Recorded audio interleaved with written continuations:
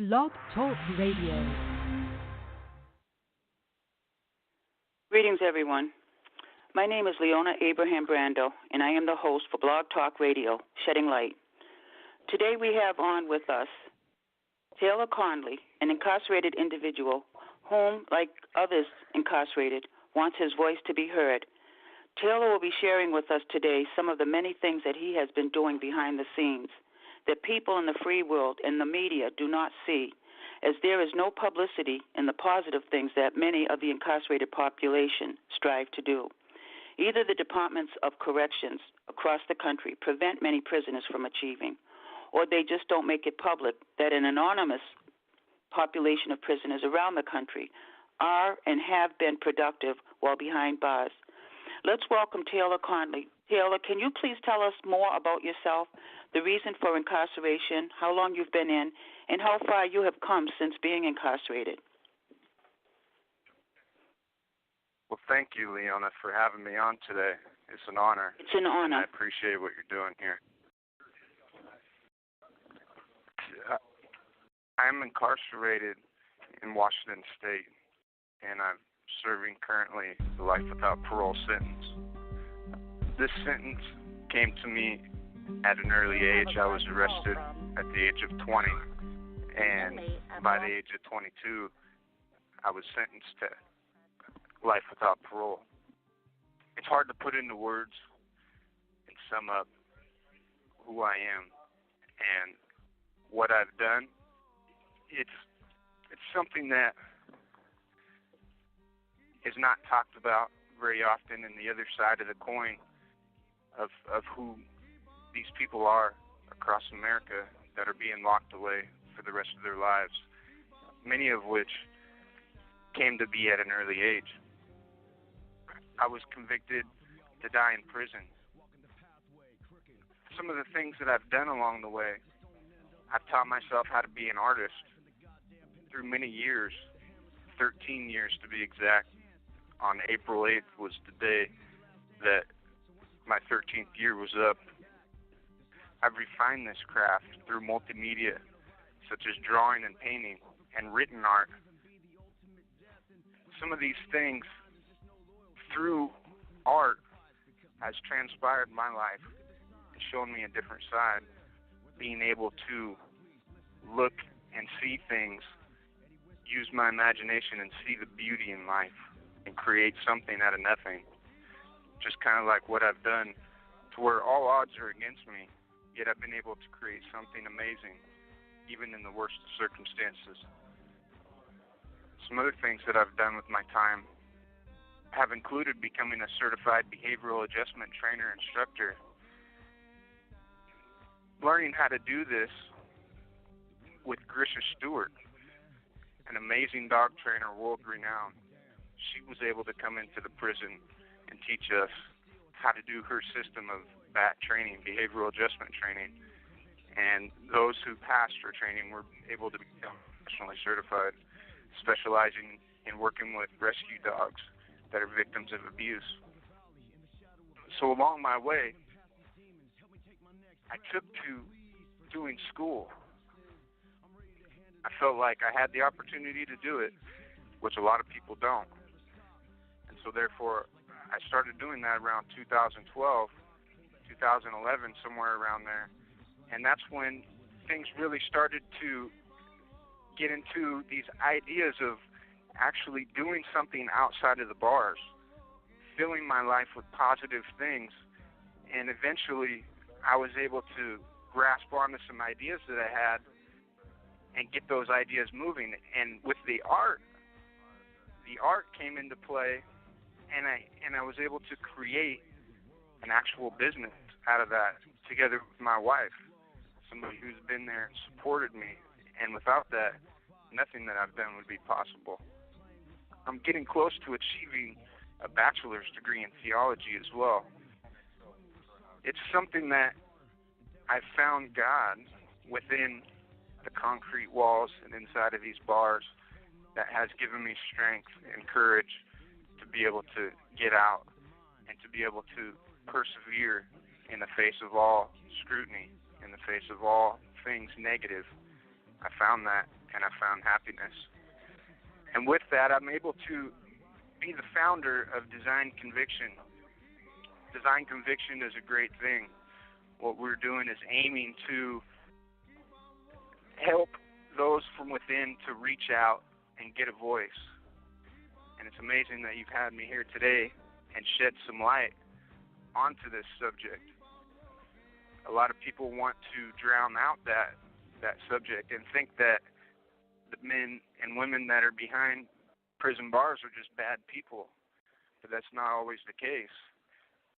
There is some genuinely good people, and change can occur. Through Design Conviction, we launched a record label which just released our debut single, which I wrote, called Walk the Line. My good friend Caleb Twidwell sang this in the studio, and that's not all, though. We also are currently working on an album, the Free Taylor Project, which we originally together wrote and produced inside of prison. They had a music studio in there, which was later taken away. However, it could possibly be the last music album that was produced inside of prison, and then just recently remade and into a studio album. We finished recording the album, and later this summer, we hope to be able to release it. Design Conviction is about more than just music. We're about shining the light on the incarcerated and those people doing positive things, because there's a lot of us around the country and people that deserve another chance at life. We just recently sent out our first edition of Inside Design Conviction, the magazine. You can find that online. You can order the hard copies of it, but it's sent out to those inside who want to reach out. And we're going to follow that up with the Outside Design Conviction, the magazine, which will be sent out across the nation and be available worldwide online, displaying those people that are doing those positive things. I wrote Taylor, a book. can I ask you how old you were when you committed your offense? When I got arrested, I was 20 years old. Okay, because they're doing an awful lot now regarding people that have committed crimes from the mid 20s under and 25 and under. So that's why I was asking. And I also wanted to say, you've done a lot. You've done an awful lot, and people do make mistakes. One of the things is when people come on this show, I want them to feel as relaxed as they can feel, because we live in a very, very stressful country. People are judgmental, and we want everybody to know that everyone makes mistakes. There was a politician from Vermont that threw a newspaper reporter to the ground, and he could have killed that newspaper reporter. He was running for some kind of position, and it was the next day he was elected. Had it happened sooner, he probably wouldn't have been elected. But as he told the media, he was sorry for what he did. He made a mistake, and he couldn't take it back. And this is a situation with many, many, many prisoners throughout the country, including yourself. What you have done and what you are doing is honorable, and you from even Design Conviction. It's on Facebook, and I have to thank you and Cecilia, your wife, for running that. Because, and if anybody wants to join that group, go to it, and you can tell them again what the name of it is. But you have done a lot, and I really want to hear more. I just had to say that much. Conviction. Thank you so much. It's called Design Conviction, and it's on Facebook at Design Conviction. It's on Instagram at Design Conviction, and you can find us on our website at www.designconviction.com and follow us and see all the latest things that we're doing there. And as far as me as a person, I really appreciate you being able to look into the learning from mistakes, and the man that I am today is not who I was as a kid. And you mentioned about the thing with the resentencing of young people, young juvenile adults that were in the mid-20s or under, and there has been a lot of progress made in the brain science development of that. Because as a person who went through so many things as a young person, such as I was placed in a behavioral modification program at the age of 15, where I was sent to Mexico, and I was in this place that was much worse than the prison that I'm in today. You know, there was physical abuse that was taking place there, mental abuse, and it was a horrible place. And the conditions were so horrible that they actually shut those places down. One of the places that I went to after that place in Mexico, which was called Casa by the Sea, was a place in Jamaica called Tranquility Bay. They were both part of the same type of behavioral modification program, and they shut those places down because they were so horrible. And that kind of had a huge impact on me. And when I returned after that, shortly after that, I was kicked out onto the streets at the age of 16. And by the age of 20, I ended up in prison, or in jail, facing a life sentence, and then ultimately charged with aggravated murder, which is the highest crime on the books. And I've maintained my innocence of that actual crime, even though I was found guilty of a trial in 2008. I was represented at trial by a court-appointed attorney, and then again when I appealed, I also had a court-appointed attorney, and neither of which gave me an adequate defense. Currently, I am working on appeals still to this day. I have not gave up on that.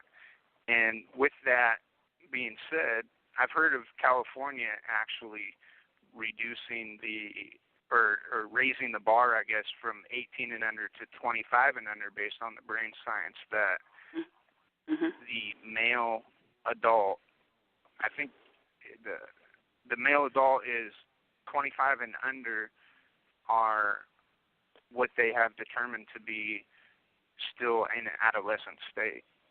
And California is doing an awful lot. They are, and I think a lot of states now are starting to follow through as well.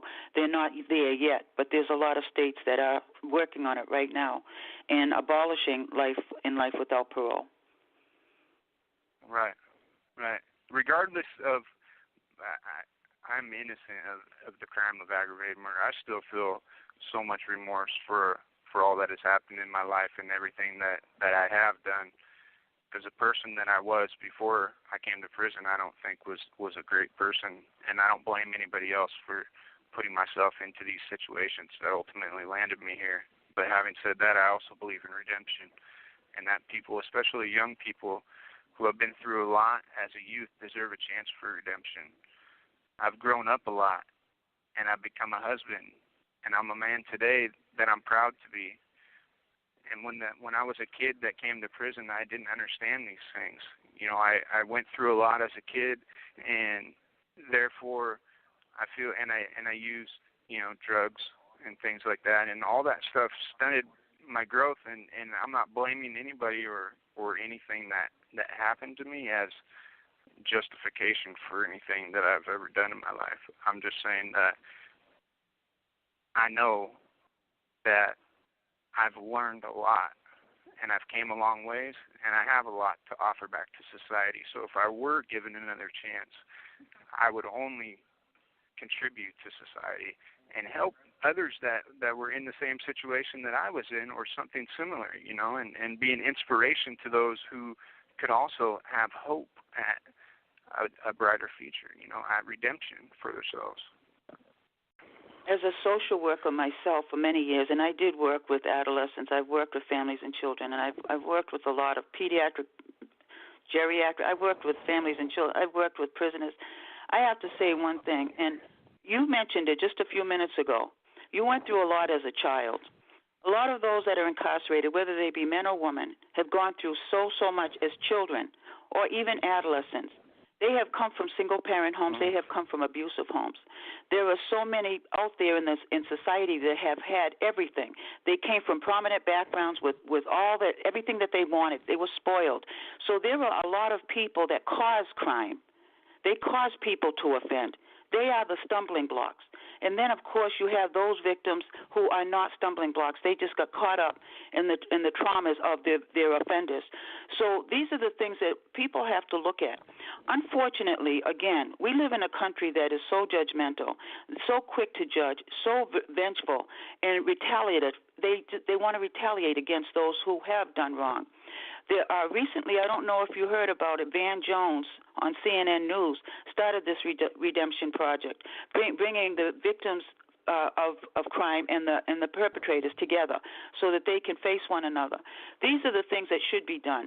We should be able to accept that people do make mistakes. We should be able to accept that people in their 20s to their teens to their 20s, they have these problems. They come from these abusive situations, and they are, like you said, since you've been in prison, you have come to face yourself, face the idea of what you did. You are remorseful. You are being productive. And what you have gone through is going to be beneficial to young people out there that are contemplating suicide or contemplating homicide. We also have to look at this. You said you wanted to go to school for theology. If you notice in the Bible, Moses killed someone. David not only impregnated his loyal soldier's wife, but he had him killed as well. The Apostle Paul, before becoming the Apostle Paul, Saul, ended up murdering many Christians. God forgave all of them, and he used them in a big way. So I understand what you're saying, and I hope to God that the audience will take this into consideration as well, that people do make mistakes.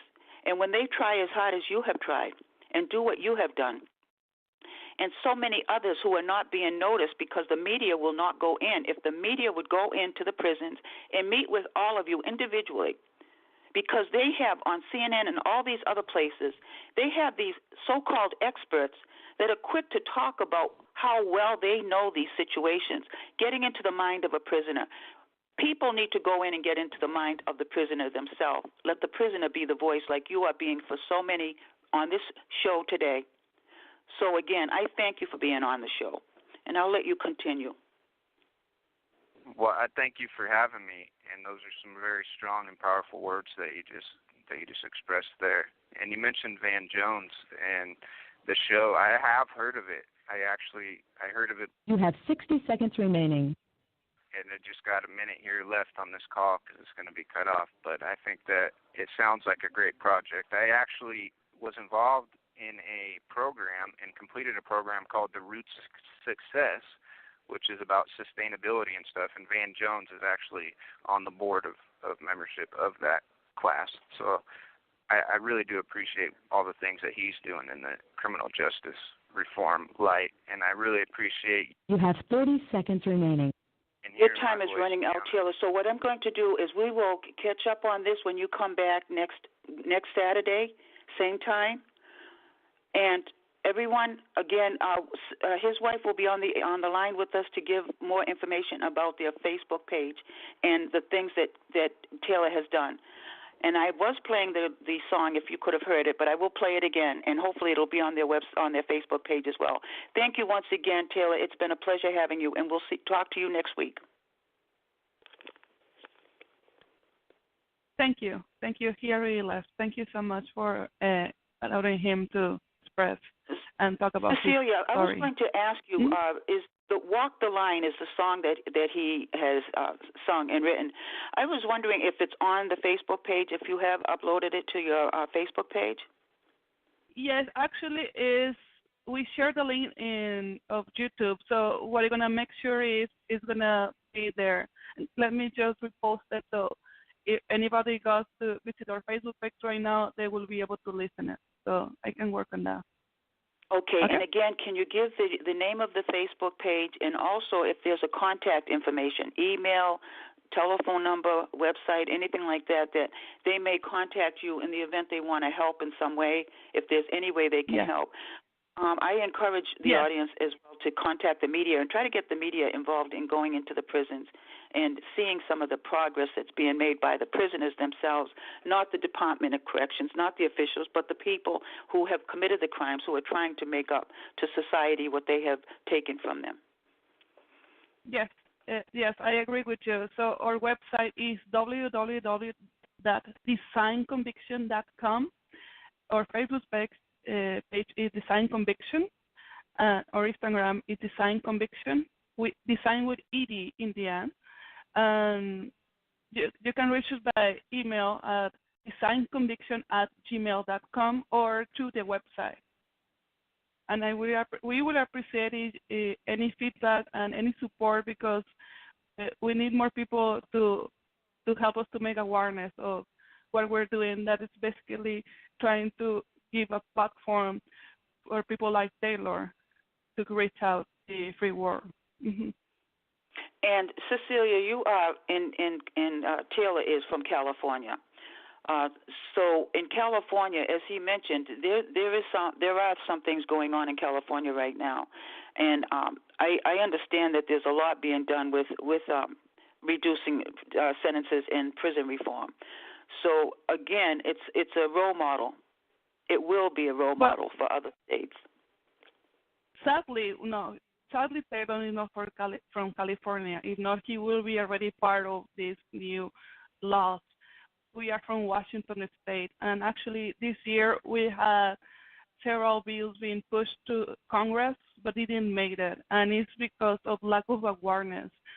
You mentioned what San John is doing, trying to break the gap between the victims and the incarcerated individuals.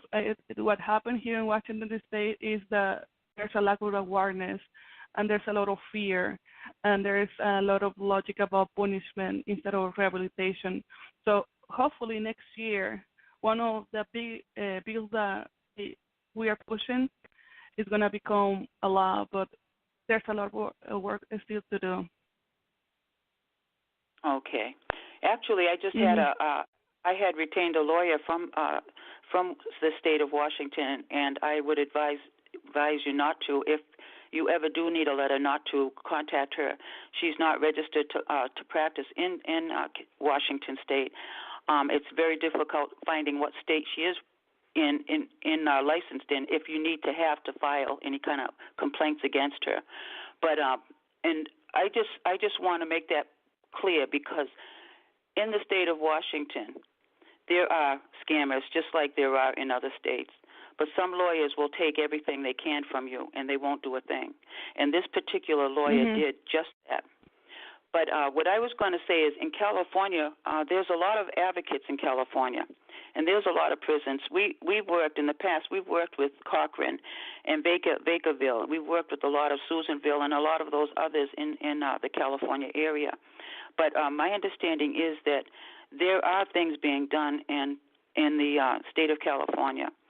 And Pennsylvania, Massachusetts is slow to come, and there's other states that are working on these issues. The problem is the public. The media speaks so much of the violence that's going on across the country and the world. People, I believe, get confused. When they hear of all this violence, I think they get confused between what's going on in other parts of the world and what's going on in this country.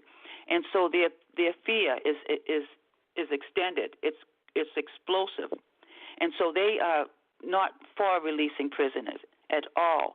And we have a situation in this country where prisons are full, mass incarceration, and those who have served any kind of time, lengthy time, should have that opportunity to be free and bring in the ones that have recently committed crimes or committing crimes today, and let them serve their portion of the time. But life without parole is not the answer to anything. And with what you and your husband are doing, and it's a lot, you're showing that second chances are deserving in many situations. They just need to be exposed, the good that they're doing. The media needs to go in. The media needs to start looking at these things. The media needs to demand entrance into the prisons, not only to oversee what's going on, but also to see the progress that prisoners are making or trying to make on their own. Yes, I agree. I definitely agree. We need the media to make more awareness. We need the people to be more aware and to stop being judgmental, to actually see the person, not the crime, to see that the life without parole doesn't make sense because it's just another life waste.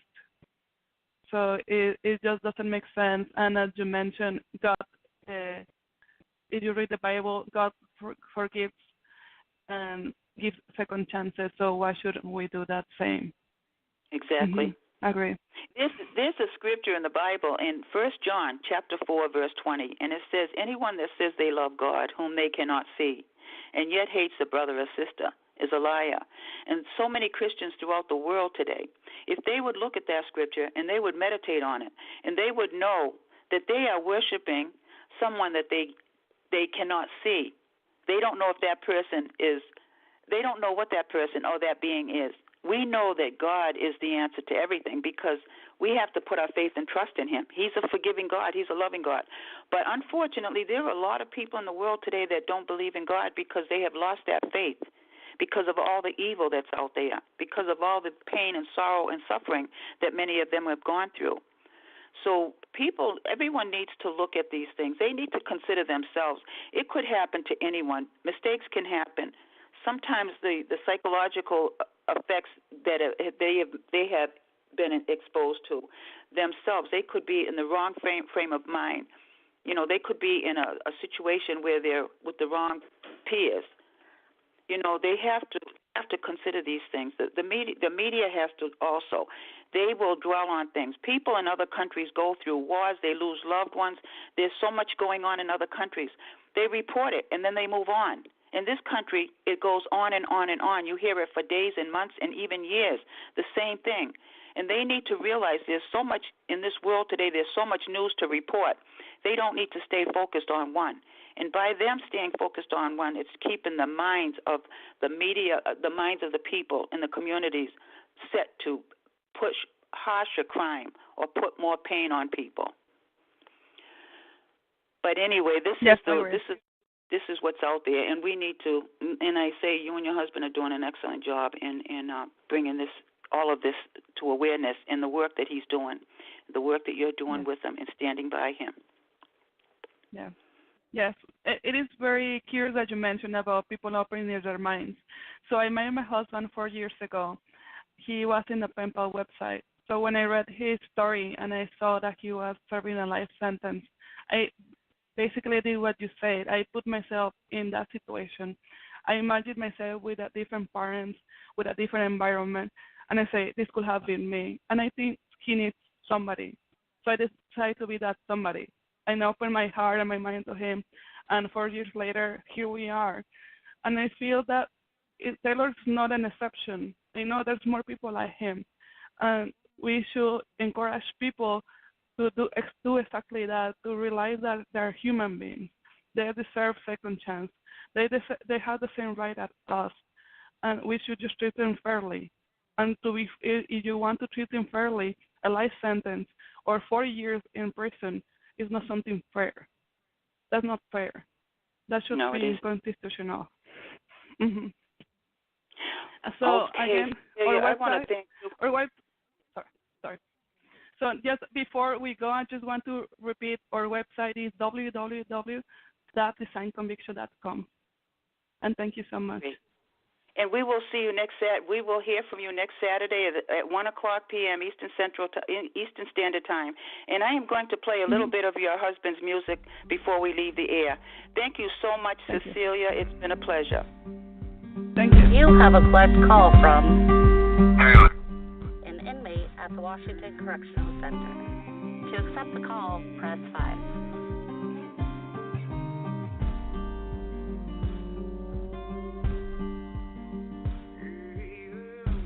Keep on walking down the line.